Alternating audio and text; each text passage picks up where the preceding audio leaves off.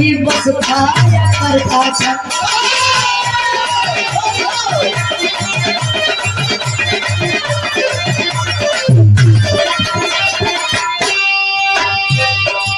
नाम था कि सुनपाल किसी की नहीं सुनता था, नाम था कि सुनपाल किसी की नहीं सुनता था, चादर बुढ़ाई का यादर के साथ बुढ़ता था।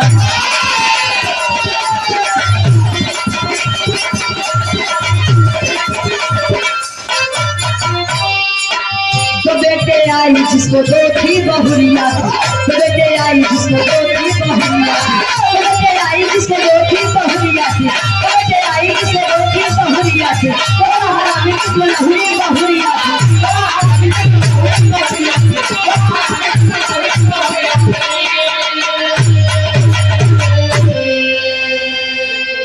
थी। कहानी के समझ ला ए भैया, एक छोट सा गाँव बा, छोट सा परिवार बा, परिवार के मुखिया की सुनपाल दो लड़का घरे, बड़ लड़का के बियाह करे, धीरे धीरे समय बीता, छोटे के बियाह कर दे।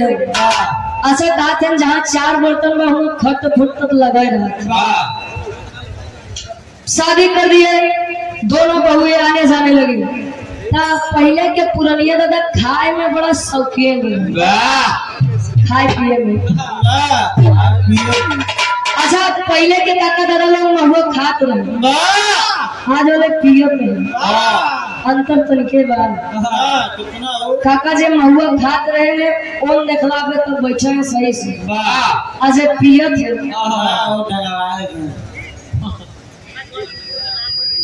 का दिक्कत बा काया छई बतावा। बोल तुम्हारे पिताजी जब इस समय इस अवस्था में इतना खाते हैं, तो जब इनकर जवानी नहीं हुई तब कितना खाते हो। कहे अबे अबे आए तो लगे थे हमारे बाबू के खाना निहारे, का बात बा दुल्ही कहे जा रहे तोरे बाबू के रहन सहन से एकदम परेशान है। दुल्हिया बता कैसे, एक लाइन गीत लगत बा।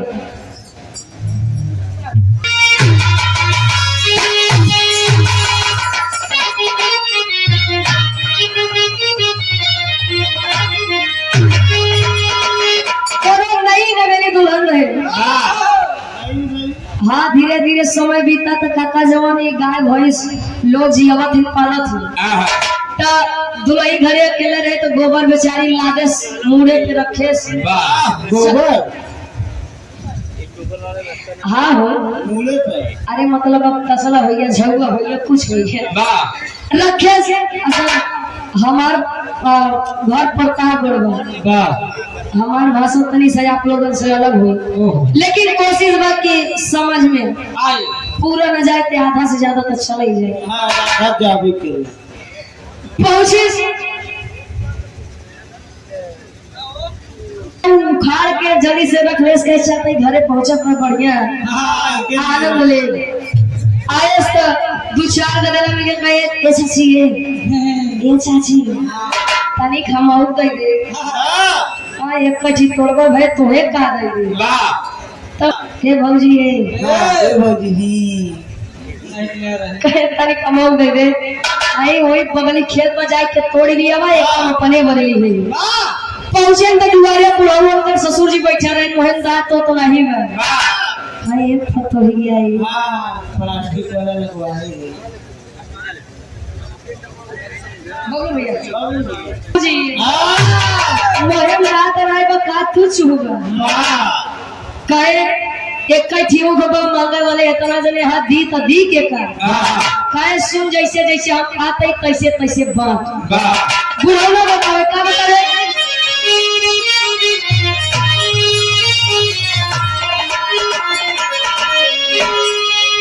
अरे ऊपर के तोड़ के लाड़ी के बहु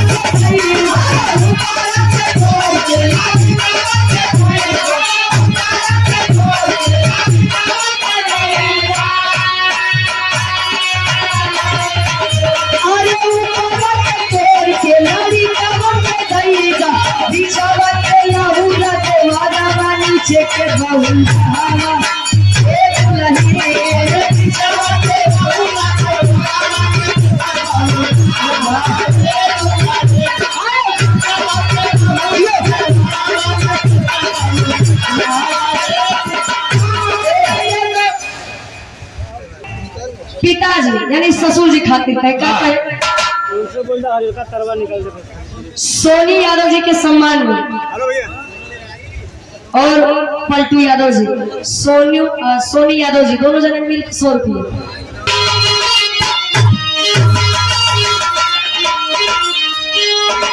अरे मरी कब बूढ़ा हो छोरी कब बूढ़ा अरे मरी कब बूढ़ा हो छोरी कब बूढ़ा अरे मरी कब बूढ़ा हो छोरी कब बूढ़ा मानव से बोले ये पतोहिया बहु करती यारी रे भाई रे मानव से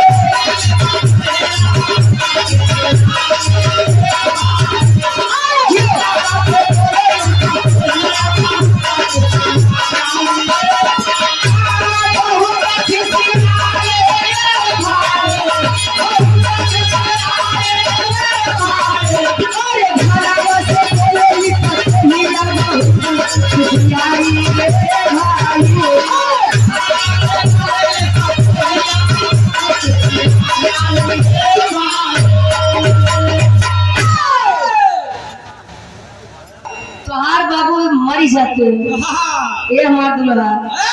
अरे तो जान ला जीवन में सुख ही सुख रहा। अब इतनी बतिया किशोर पाल बहरवा से सुने अब दुल्हा खड़ा खड़ा बस सुने दुल्ही जो कहे। अब भाई एक मजबूरी होगा कि अगर कुछ ज्यादा बोल दे तो दुल्ही नहीं घरे चली जाएगी। अगर अपने मायके चली जाए तो हमारा हक कैसे। दुल्हवा ये बात सुनत बा अब बहरे से किशोर पाल सुनो कहे बा बेटा बा अरे बा बेटा बा मान हमारी पतो दूसरे के घरे से आ रही। अरे तुम तो मेरे अपने खून थे कम से कम तुम तो मेरे बारे में जानते थे तुम्हें तो मेरे लिए लड़ना चाहिए था कि नहीं। आप ध्यान देंगे समाज में 2 प्रकार के पागल होते। एक पागल जिनको भगवान स्वयं बना के भेज देते हैं और एक जेकर लोग बंतु पागल कहते हैं जे बना ठाला पागल होता है। वो जानना सब रही है लेकिन भैया हम गनाए करते हैं हाथ इनके बड़े। अब किशोर पाल अपन जन्म कुंडली उठाए पहुंचत बा गांव में एक जने विद्वान पंडित जी हैं साधु जी हैं संत जी हैं उनके लगे ई पूछे बदे कि हम मरब पहुंचत बा कैसे घाटी इलाहाबादी कर्ज लग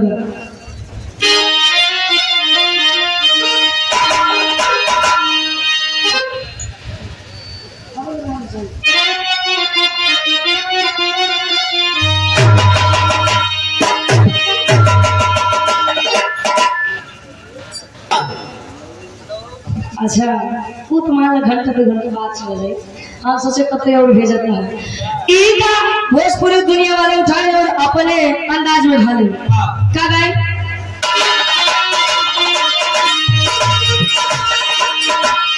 आए हाय अरे राम झंडे रे झुलनी अरे झंडे रे झुलनी कहे सारी लहराए हो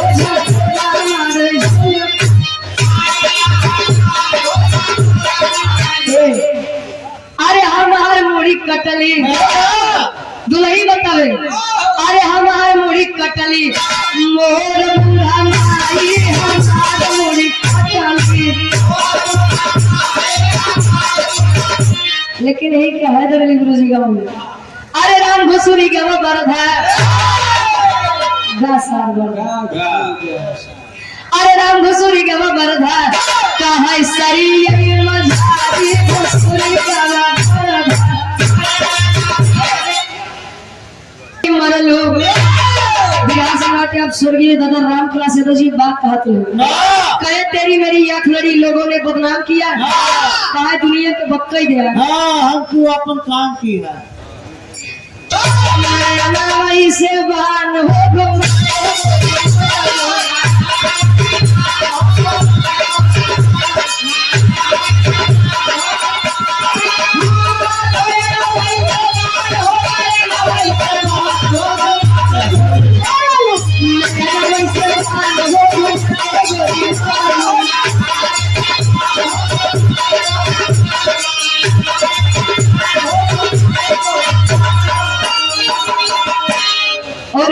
बड़े भैया तो करेंगे किशोर पास हो सकते हैं का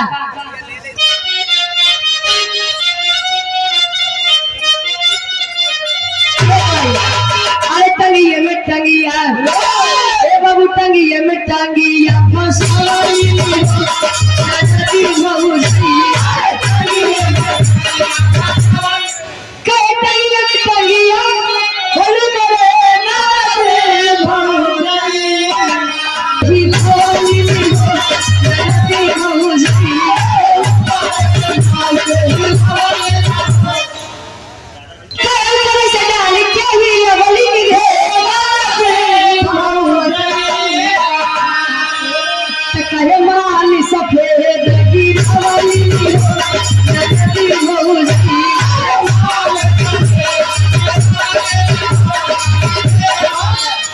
बात बयान था तो टांगे टांग चढ़ा ले गेहूं लेके जब बैठे गेहूं डाले अंगूठा पकड़ के घुमावे तब गिरता गिरावे तब वही सफेद सफेद आटा गिरे तब जाए के मतलब गेहूं का रोटी खाए के मिले तो पहले बाजारे का ध्यान दियो वो किशन पार सोचे तब पोथी पतरा उठाए पहुंचे कहाँ अरे पतहिया के बतिया पतहिया के बतिया अब गोली सलाही पतहिया के बतिया पतहिया के बतिया गोली ऐसे लागी अब पहुंचा पंडित जी के पास पंडित जी देखे भाई क्या हुआ बेटा कोई दिक्कत है दिक्कत बा तनी हमार पतरा देख के बताई दे बाबा हम मदद कर अब भाई वो ज्ञानी पंडित थे कहीं पागल हो गए हो दिमाग खराब हो गया है मैं ढाक के मतलब वो कहा माइंड कहा तुम पागल कहा जाता है ना किसी के जन्म की कोई साइट है ना मरने की कोई साइट है कोई कब आया है कब जाएगा ये साइट के बता सकता है मैं नहीं बता सकता नहीं आप मुझे पागल बना रहे हैं आप समझदार हैं बताए कहे जब नहीं मन गया तो पंडित जी अब खेला कराते हैं कौन खेला करे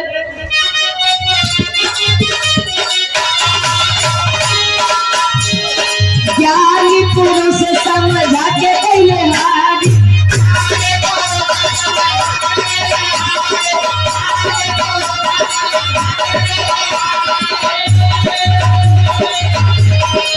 आखिर पतला के खेले जो मजा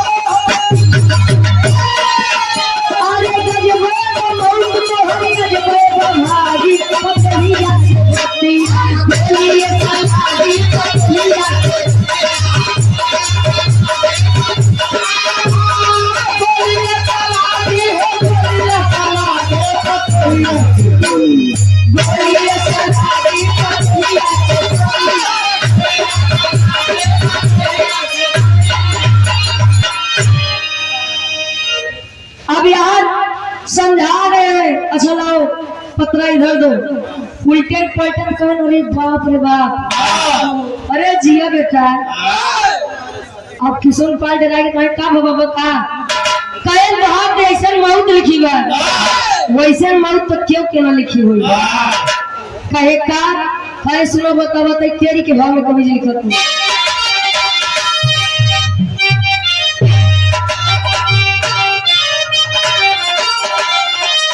अरे मुहवा पे कुत्ता मोती जहिया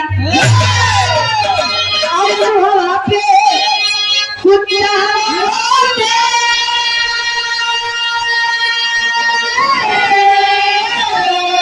अरे मुहवा पे कुत्ता मोती जहिया आई तीर छीक वही गिरे सासा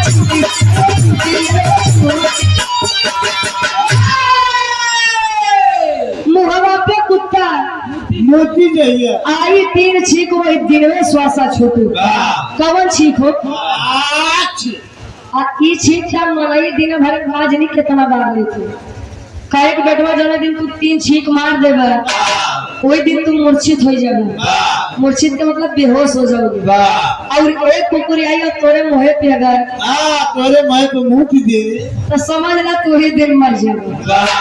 अब इतनी बतिया किस्म पा जब सुनत कहे आवा दोनों पर अनी मनावत है हम मर जाई। आज तो हम अमर हो गए। आवा तेरी माई के उठाया पोती पत्र खुशी खुशी चला आया। देखे इस दरवाजे पे बैल बांधा बा। यह बांधा जो आज के समय में बड़ा रेल है। रेल है अरे मतलब फराद है कहावत पहुंचा बांधा हुआ का ये देखा ये लोग हमारे घर बनाएंगे बनावे छोड़ा बिगाड़े कुछ करेंगे और यही तेरी मैयन का ले झगवा उठाए पहुंचा जहाँ भूसा देगा भूसा भरत में। आज जब भूसा भरत में तब हो तो का खुशी में सब भुलाएगी। बाबा का एक लाइन गीत लगा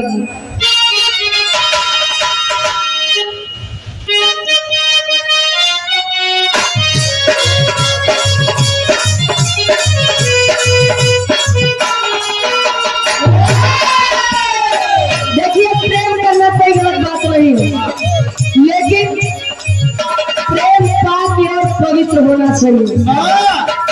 लड़का कहे बड़ी पुरानी गीत के संकेत बात लगी हवा थोड़ा सा धुआ उठा और आज लगी हवा थोड़ा सा धुआ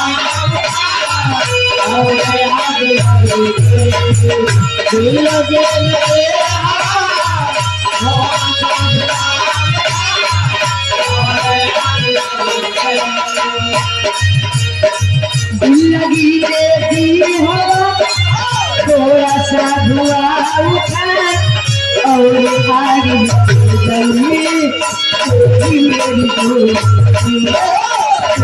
मेरी दोस्ती यार मेरे बगल गई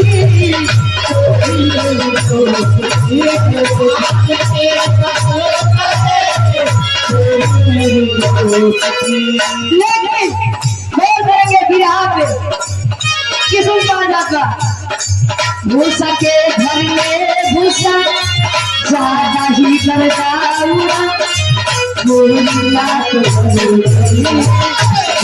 के घर में भूसा ज्यादा ही करता हुआ भूसा के घर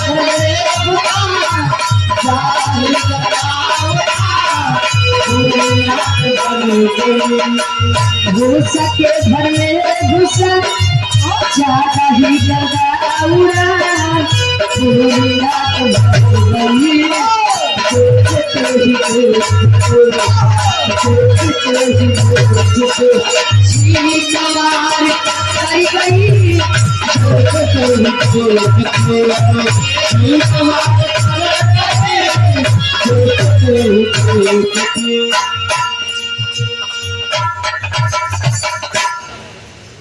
भूसा भारत की भूसा के जो गर्दा होती होकर कुनाई अगर नाक में आ जाए तो छींक आ ही जाती है।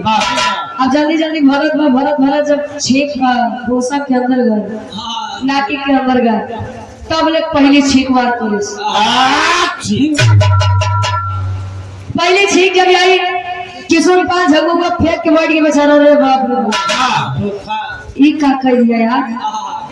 बाबा बताए थे कि 3 छींक नहीं आनी चाहिए। आया भाई ने खुशी में हम 1 छींक मार दिया। खैर छोड़िया भी तो 2 और बची एक दाबे। अच्छा इंसान की फितरत ही यही है कि अगर वो करे लगे ढेर ऑप्शन में ढेर विकल्प बात तो वो ओकर कीमत नहीं करे। अब 2 छींक बचाने के लिए आ गया बैठ गया तब ले फिर दुलैया कहीं कसबा दो बाबूजी कोनो काम नहीं रहा का तो का जब देखा खाए बैठे रहा था कोई काम करिए बस हमें बतारे के कमाई बैठे खा बस। अब इतनी बतिया जब सुने तो कहे बोल का काम बा बता कहे की रोटी बनवे बदे आटा नहीं बा, हाँ गेहूं धोई के रखे बाटी जाए तो पिसवाई के आवा। हाँ चल दिया मुसीराम मोसीरा हरौरा बाजार मिर्जापुर से गाड़िया जी के द्वारा 100 रुपए का महान आशीर्वाद। अब रोड खराब था, रास्ता खराब था, साइकिल से बेचारा कतो या कहते कतो वा कहते इधर उधर इधर उधर जाते। जब गर्दा उठी नाक में गई तो दूसरी छींक भी उसी समय उसी रास्ते में आ गई। बेचारा निराश होके उदास होके पहुंचा जहाँ आटा पीसा जाता था। लड़का नौजवान है नहीं भैया हरे खिलाड़ी नौजवान था, गेहूं पीसक रहे का ये बेटवा ये बाबा। हाँ बोले बाबू बहुत दूर से आए हैं। हाँ कई बड़ा दुनिया से आए हैं। हमारी है गेहूं पीस देता नहीं थी, आज हमारे पतो हमका खाना न दे। कहीं यहाँ बैठा रहा तुहार पतो कहीं बैठा रहा पीस देते, कहीं नहीं हमका यकीन नहीं पीसा। अच्छा बेचारा गेहूं निकाल के जैसे डाले से गेहूं पिसाद बता बोले गर्दा तीसरी छींक और जब तीनों छींक आ गई, सोचिए जिंदा है सही सलामत है, लेकिन बात कितना ज्यादा असर हुआ। कोई एकदम लंबा लंबा लेट गया, मूर्छित हो गया। मूर्छित यानी बेहोशी का नाटक कर रहा है। अब लड़का नौजवान रहे कहे बाबा अगर तुम्हें लेटाइन के बाद तब अगली कथा बा कुर्सी पर जाए के हुआ लगा बैठा ये क्या करते हैं। कहे बेटा मैं मर गया हूँ, कहे पागल हो दिमाग खराब है, मर गए होते तो बोलते कैसे। कहे बेटा नहीं पता मैं मर गया हूँ। अबे तुम्हारा उम्र नहीं वैसा समझे नहीं समझावत बाबू पहापट के भाव में कभी जी खत्म।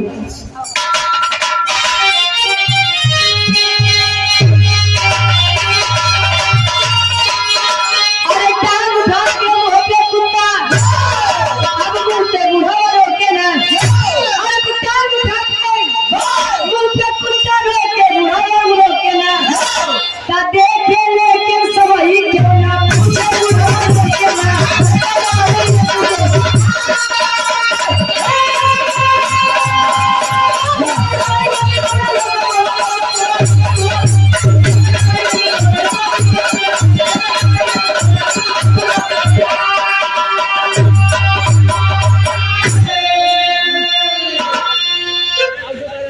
टांग उठा के मुंह पे कुत्ता मुंह के बुढ़वा रोके ना। आ देखे सब ही लेकिन क्यों ना पूछे बुढ़वा रोके।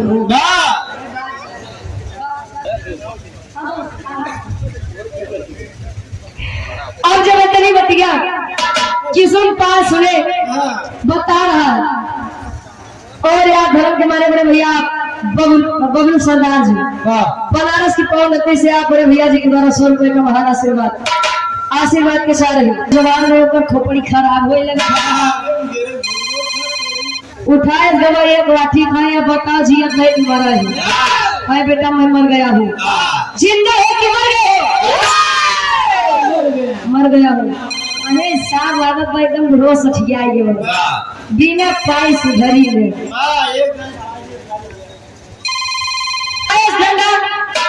अब उस सियाई के तरफ का आखिरी वक्त खड़ी के भाव में कभी जी खत्म।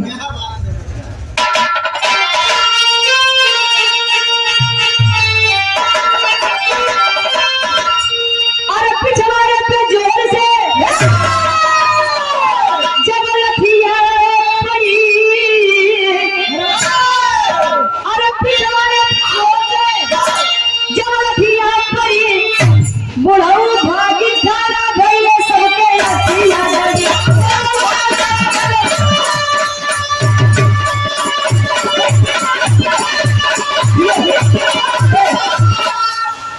पिछवाड़े पे जोर से जब लठिया पड़ी बुढ़ऊ भागी खड़ा भैया सबके अखिया गड़ी। उठाए डंडा पीछे जब 2-3 डंडा मारे कहे किया बताओ जी है मर गई। हम उठ के बैठ के कहे अरे बेटा बा बेटा बा अरे बेटवा अरे धन्य हो गए हो जवन तो हमें जियाई ली है। कहे काहे कहे रे मैं मर गया था, तोरे ही डंडा में बड़ा जादू बा, डंडा में और तू हमें जियाला बेटा, हमारे बात मन में कहे का कहे जब जब हम मरब तब तब ही डंडा से हमार सेवा कर दी है, हम जी जाबे। कहे तेरा पगला यहाँ कहा जाता है, बुद्धिमान बन के पानी में से पानी छाने, लोग तो दूध में पानी मिला और जब बुद्धिमान अच्छा पहले सिर्फ किताबी और रट्टू तो ना होने के चाहिए, पहले के लोग कम पढ़ा लिखा रहता है लेकिन उनके अंदर संस्कार था, और आज के लोग जितना एजुकेशन लेते हैं जितना शिक्षित होते हैं संस्कार के स्तर उतने कम हो जाता है। पहले के लोग जब पैर छुए तो एकदम झुक के एकदम झुके तब पैर छुए, आया तो हम तो देखा था तो कितना जने बस घुटवे तक बस, अरे घुटना को करा पहले तो ये संस्कार में अंतर होगी बात। कहे आखिरी भाग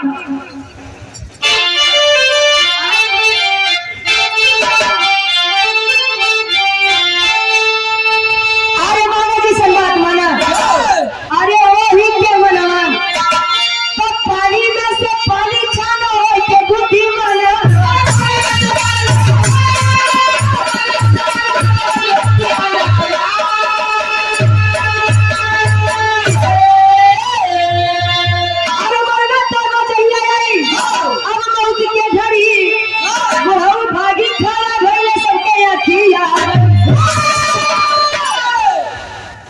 कहानी कवि जी उठाए तो हास रस से, लेकिन एक बात जान लीजिए, समाज हमारा जिस गर्त में डूबा है और डूबा जा रहा है, इसको उबरने में भी ना जाने कितना समय लग जाएगा। तो बुद्धिमान बनिए आप लोग, आपके पास भी ज्ञान है, सोचने समझने की क्षमता है। आखिरी में अच्छा ये आम का पेड़ है, कोई आपसे कहते नहीं भैया ये आम के नहीं महुआ के पेड़ बा, आखी से देखा बनाई आमे के पेड़ बा, अब नहीं माना था तू बतावे वाले के दोस्त बा कि अपन दोस्त बा, पहले अपन गलती देखा जाते तब दूसरे के दिखावा जाता। आखिरी में खानदान के परिचय गुरु भाई गुरु राम की माया,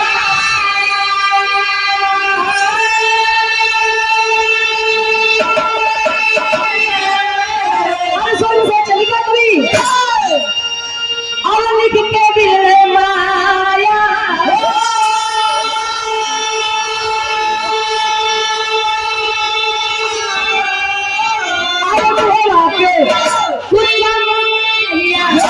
करूची गया कभी बिरहा जीवन